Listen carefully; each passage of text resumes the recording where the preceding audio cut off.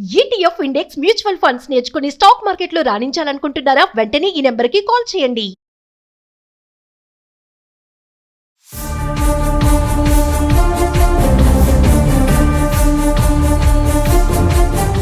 నమస్తే, welcome back to Suman TV. Present మనతో పాటు ఉన్నారు అనలిస్ట్ మందర కృష్ణారెడ్డి గారు. నమస్తే సార్. నమస్తే మేడం. సార్, మనం బంగారం గురించి చాలా వీడియోలో మాట్లాడుకున్నాం. అయితే ఒకసారి 9 క్యారెట్స్ గోల్డ్ గురించి కూడా ఒక వీడియో చేసాం మనం. 9 క్యారెట్స్ గోల్డ్ వస్తుంది, ఆన్లైన్లోనే అందుబాటులో ఉంది అని. కానీ ఇప్పుడు కేంద్రం ఏంటంటే 9 క్యారెట్స్ గోల్డ్ ఆర్నమెంట్స్ కూడా ఇప్పుడు స్టోర్స్లో ఇవ్వండి అని చెప్పేసి ఒక నోటీస్ అయితే ఇవ్వడం జరిగింది. అసలు ఏంటి సార్ ఈ 9 క్యారెట్ల బంగారం? అంటే మధ్యతరగతి వాళ్ళకి అందుబాటులో ఇప్పుడు బంగారం ధర చూసుకుంటే 1,06,000 చిల్లరే ఉంది. అంటే ఈ 9 క్యారెట్స్ గోల్డ్ అనేది హాల్మార్క్ కానీ, ఇవన్నీ ఒరిజినాలిటీ, ప్యూరిటీ కానీ ఇవంతా ఎలా ఉంటాయి అసలు? కేంద్ర ప్రభుత్వం ఒక మంచి ఆలోచన చేస్తోంది. గోల్డ్ రేట్ అనుకోకుండా చాలా ఎక్కువ పెరగడం, అది మధ్యతరగతి వాళ్ళకి అందుబాటులో లేకుండా పోవడం. ₹1,00,000 పైన 10 గ్రాముల బంగారం అంటే ఒక పెళ్లి చేస్తే కనీసం అదమంగా కూడా ఒక 20 తులాలు 30 తులాలు తులం 2 తులాలు 2-3 తులాలు 4 తులాలు కావాలన్నా కూడా 4-5 లక్షలు నుంచి మొదలు పెడితే 50 లక్షలు కోటి రూపాయల దాకా కూడా బంగారానికే పెట్టాల్సిన పరిస్థితి ఏర్పడుతుంది. పెళ్లిని బట్టి, పరిస్థితిని బట్టి, వాళ్ళ యొక్క కెపాసిటీని బట్టి. కనీసం తాలిబొట్టు కావాలన్నా కూడా కొంచెం మంచి తాలిబొట్టు అంటే తులం 2 తులాలు పెట్టుకుంటే కానీ మంచి తాలిబొట్టు వస్తున్నట్టు ఒక ఆలోచన ఉంది. మొత్తం పెళ్ళే 50,000లో ₹1,00,000 చేసుకున్న వాళ్ళు మధ్యతరగతి జీవుల్లో చాలామంది ఉన్నారు. అలాంటి వాళ్ళు మొత్తం పెళ్లికి అయ్యేంత ఖర్చు అంతా ఒక బంగారానికే ఖర్చు పెట్టాలంటే పెట్టలేని పరిస్థితులు ఉన్నారు. అలానే హిందూ శాస్త్ర ప్రకారంగా తాలిబొట్టు బంగారంతో కాకుండా వేరే దేంతో చేయించినా కూడా దాని విలువ లేదు. దాన్ని ఇంతవరకు ఎంకరేజ్ చేయట్లేదు ఎవరు కూడా.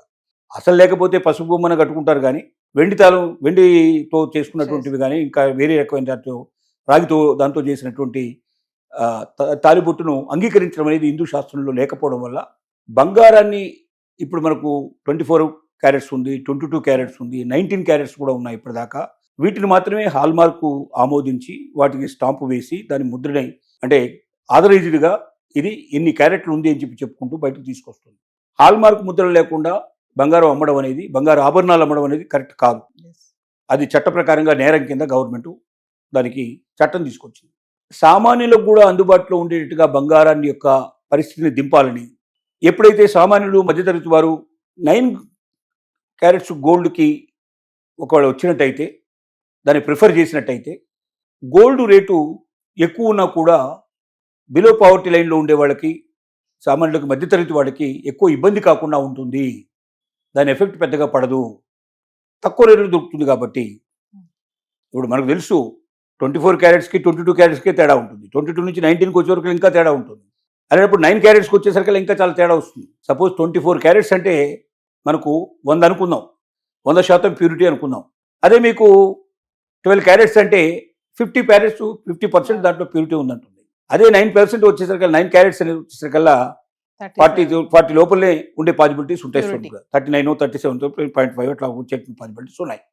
అంత ప్యూరిటీ తక్కువ ఉన్నప్పటికీ ఇది గోల్డే. ఇప్పుడు 1 గ్రామ్ గోల్డ్ నగలు చాలా మంది ధరిస్తారు. అసలు డబ్బు లేని వాళ్ళు చాలా మంది 1 గ్రామ్ గోల్డ్కే వెళ్ళిపోతారు. అది గ్రామ్ లాగా అంటే గోల్డ్ లాగా కనపడుతుంది, తక్కువ కాస్ట్లో వస్తుంది, గోల్డ్గా భావించే వాళ్ళు కూడా చాలా మంది అని ఉన్నారు. అది గోల్డా కాదా, 1 గ్రామ్ గోల్డ్ అని ఇవన్నీ ఓపెన్ చేసి చూసేవాడు ఎవరు లేడు. ఇది పెట్టుకుంటారు, వాళ్ళ సుత్తి కోసం వాళ్ళు తీసుకుంటున్నారు. ఇది ఎట్లా అంటే ఎక్కడో దగ్గర రిలేటివ్ సర్కిల్లో వాటిల్లో వీటిల్లో లేదా ఏదైనా పెళ్లిళ్ళలో ఇట్లా పెట్టారా లేదా, కరెక్ట్ పెట్టారా లేదని చెక్ చేసుకోవడం తప్ప మిగతా వాటిల్లో అసలు రోజు రోజుకి దాని ఇంపార్టెన్స్ తగ్గిపోతుంది.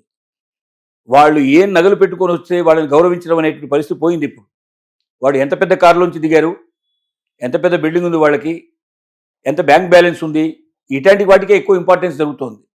ఒకప్పుడు ఏంటంటే పెళ్లిళ్ళలో మిగతా వాటిల్లో తప్పనిసరిగా దీనికి చాలా ఇంపార్టెన్స్ ఉండేది. ఎవరింటికైనా వెళ్ళినప్పుడు ఫస్ట్ ఆడవాళ్ళు చూసేది ఏంటంటే వాళ్ళు ధరించినటువంటి నగలేమిటి, చీరలు ఏమిటి, వీటి మీద దృష్టి ధ్యానం ఎక్కువ ఉండేది.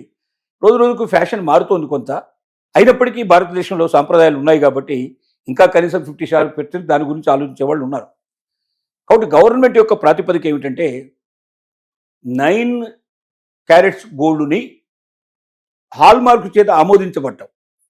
అంటే ఇప్పటిదాకా 19% ఉంటే, 19 క్యారెట్స్ ఉంటే తప్ప అంతకన్నా బిలోగా ఉండేటువంటి క్యారెట్స్కి హాల్మార్క్ స్టాంపింగ్ జరగడం లేదు. 18 క్యారెట్స్ వరకే లాస్ట్ ఉంది. 18 క్యారెట్స్ కన్నా తక్కువ ఉంటే వాళ్ళు స్టాంపింగ్ వేయడం లేదు. మరి 9 క్యారెట్స్కి ఒకవేళ స్టాంపింగ్ వేయాలి అంటే గవర్నమెంట్ దానికి ఆమోదం తెలపాలి. సో చట్ట ప్రకారంగా చట్టం దానికి తీసుకొచ్చి 9 క్యారెట్స్ బంగారాన్ని కూడా మార్కెట్లో రిలీజ్ చేసేటట్టుగా, దాంతో ఆభరణాలు చేయించుకోవడానికి కూడా ఒప్పుకునేట్టుగా, ఆ 9 క్యారెట్స్ బంగారం కంపల్సరీగా దాంట్లో ఉందా లేదని చెక్ చేసుకునేటువంటి తనిఖీ సిస్టమ్ రావాలి. ఈ పేరుతోటి విపరీతంగా రాగి దాంట్లో కలిపేసేసి అది 9% 9 క్యారెట్స్ అని చెప్పి ప్రచారం చేసినా కూడా ఆశ్చర్యపడాల్సిన పరిస్థితి ఉండదు. కాబట్టి దానికి మళ్ళీ ప్రత్యేకమైన యంత్రాలు, ఇప్పటిదాకా ఉన్నవన్నీ 18% వరకు కనిపెట్టేటువంటి యంత్రాలు మాత్రమే ఉన్నాయి. మళ్ళీ 9% అనేసరికి 9 క్యారెట్స్ అనేసరికల్లా దానికి కంపల్సరీగా దానికి సపరేట్ అయినటువంటి యంత్రాలు రావాల్సిన పరిస్థితి, దానికి వేరే మెషినరీ రావాల్సిన పరిస్థితి, అందులో అంత కరెక్ట్గా ఉందా లేదా రికగ్నైజ్ చేసేటువంటి పరిస్థితి ఇవన్నీ కూడా ఉండాలి. దానికి తోడుగా హాల్మార్క్ తప్పనిసరిగా స్టాంపింగ్ అయ్యేటువంటి పరిస్థితి ఉండాలి. వీటిని ప్రభుత్వం ఆమోదించాలి, చట్టం ఆమోదించాలి. దానికోసం ఇప్పుడు ఉద్యుక్తం అవుతుంది. త్వరలోనే ఆ చట్టం వచ్చే అవకాశాలు కనబడుతున్నాయి. ఆ చట్టం వస్తే మాత్రం 9 క్యారెట్ల బంగారం నగలు మార్కెట్లోకి విపరీతంగా వచ్చే అవకాశాలు ఉన్నాయి. మధ్యతరగతి వారు, కొంత డబ్బున్న వాళ్ళు కూడా ఒకటే సడన్గా ఇబ్బందులు రావచ్చు. ఇమీడియట్గా డబ్బు వెచ్చించి బంగారాన్ని ఎక్కువ కొనలేని పరిస్థితి ఏర్పడవచ్చు. అలాంటి వాళ్ళు కూడా పెళ్లిళ్ళకి, శుభకార్యాలకి అలాంటి వాటిల్లో ఎక్కువగా దీన్ని ఉపయోగించేందుకు ప్రయత్నం చేస్తారు. ఇది 9 క్యారెట్సా, 18 క్యారెట్సా, ఇది 24 క్యారెట్స్ అని ఎవరు వచ్చి అక్కడ దాన్ని పట్టి చూసి తెలుసుకునే వాళ్ళు ఉండరు. 1 గ్రామ్ గోల్డ్ కన్నా 9 గ్రామ్ గోల్డ్ డెఫినెట్గా, 9 క్యారెట్స్ గోల్డ్ డెఫినెట్గా ఎక్కువగా షైనింగ్ ఉండే అవకాశం ఉంటుంది, ఎక్కువ ఆకర్షించే ఉంటుంది. ఇది 9, 18, 24 అని తెలుసుకోవడం అంత సులభమైన విషయం కాదు. కాబట్టి దాంతో ఏమవుతుందంటే మిగతా వాళ్ళు బ్యాంకుల్లో లాకర్లో పెట్టినట్లు బంగారాన్ని ఎప్పుడు పడితే అప్పుడు తీయాల్సిన అవసరం లేకుండా 9 క్యారెట్స్ బంగారాన్ని ఎక్కువగా ఉత్సవ విగ్రహాలలాగా, ఇప్పుడు మనకు దేవాలయాల్లో విగ్రహం ఉంటుంది, అది ప్రతిష్ఠ చేయబడ్డ విగ్రహం అవుతుందో అది లోపలే ఉండిపోతుంది. ఇక బయట తిప్పుతుంటారు విగ్రహాన్ని, ఇది ఉత్సవాల్లో వాటిల్లో బయట తీసుకొచ్చి ఊరేగింపంతా చేస్తుంటారు. అది మూల విరాట్ని కదిలించరు, మూల విరాట్ అలాగే ఉంటారు. మూల విరాట్ లాగే ఉండేటువంటి ఇంకొక విగ్రహాన్ని తయారు చేసి ఆ విగ్రహాన్ని తిప్పుతూ ఉంటారు. సో పెద్దవాళ్ళు కూడా తమకు సంబంధించినటువంటి బంగారపు ఆభరణాలు ఇట్లా వాటన్నిటిని లాకర్లో భద్రం చేసుకొని చిన్న చిన్న ఫంక్షన్స్కి, మామూలు బయటకు వెళ్ళినప్పుడు ఇట్లా ప్రయాణాల్లో కూడా దొంగల భారం ఎక్కువ ఉంటుంది. కాబట్టి అలాంటి చోట ఈ 9 క్యారెట్స్ వాడుకున్నట్టయితే ఒకవేళ దొంగతనం జరిగినా ఎక్కువ నష్టపోరు. 24 క్యారెట్స్ బంగారాన్ని పోగొట్టుకుంటే వచ్చేంత నష్టం 9 క్యారెట్స్లో ఉండదు.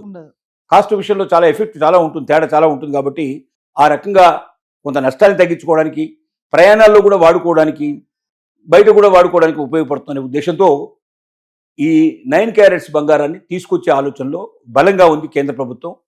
అది ఎప్పుడు చట్ట రూపంలో వస్తుందో, హాల్మార్క్ వారికి ఎప్పుడు కానీ దానికి విషయాలు అందుతాయో, దానికి తగినట్టుగా దాన్ని గుర్తించడానికి తగినటువంటి యంత్రాలు, వ్యవహారాలు కూడా తయారు చేసుకొని దాన్ని ప్రవేశపెట్టేందుకు ఆలోచన పరిపూర్ణంగా చేస్తోంది. అది వస్తే డెఫినెట్గా గోల్డ్ రేటు పెరుగుతున్నప్పటికీ మధ్యతరగతి వారి మీద, సామాన్యులకు ఎక్కువగా రక్షణగా నిలబడే అవకాశం, వారి శుభకార్యాలకు కూడా ఇది పనికొచ్చే అవకాశం, ఎక్కువ ఖర్చు లేకుండా తక్కువ ఖర్చులో జీవితంలో అనుకున్నవి సాధించేందుకు అవకాశాలు ఏర్పడతాయి.